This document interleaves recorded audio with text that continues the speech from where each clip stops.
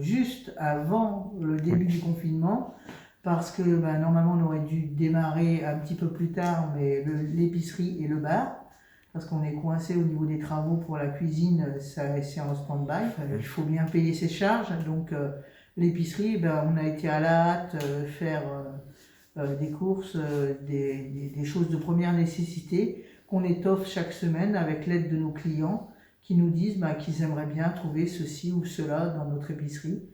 Et c'est vrai qu'ils nous sont de grande aide pour certaines choses. Et puis je les remercie tous aussi pour leur soutien, parce que j'ai pas mal de soutien de la part de mon époux qui m'aide beaucoup, mais j'ai aussi un soutien de nos nouveaux clients. Et je pense que c'est vrai que la commune de Croiron nous a totalement acceptés, et j'espère que ça va continuer.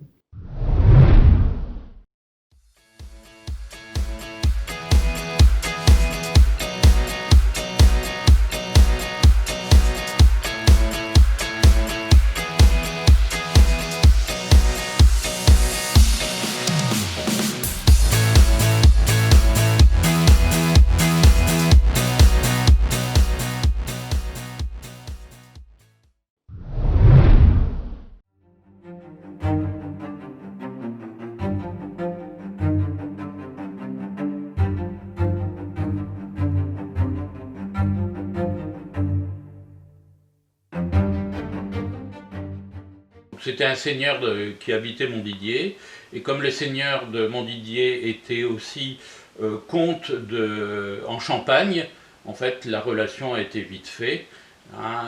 Malgré l'éloignement, Payen de Montdidier a été un des 9 créateurs des Templiers en Terre Sainte. On ne sait pas vraiment qui c'est à Montdidier. Par contre, il a été apprécié par le fondateur des Templiers, qui l'a nommé grand maître de France quand lui est reparti définitivement en Terre Sainte.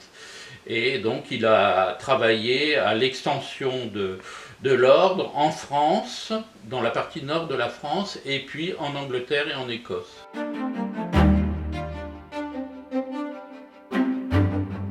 Parce qu'il était propriétaire d'une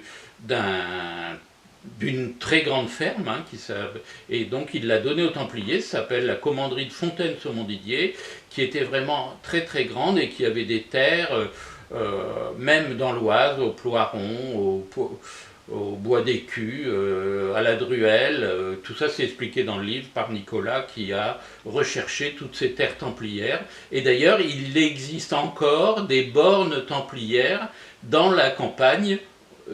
Nicolas en a trouvé plusieurs.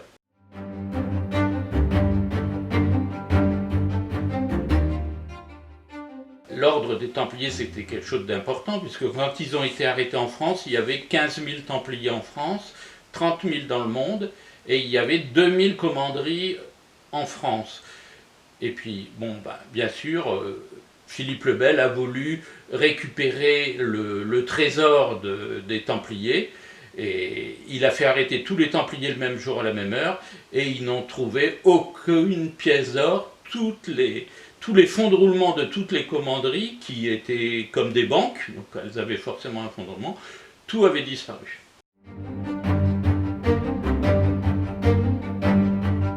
Moi je pense qu'il y a plusieurs trésors. Il y avait le trésor du siège, qui a probablement pris la mer sur les 18 navires que possédait le temple à l'époque, qui ont disparu, on ne sait pas où elles sont allées.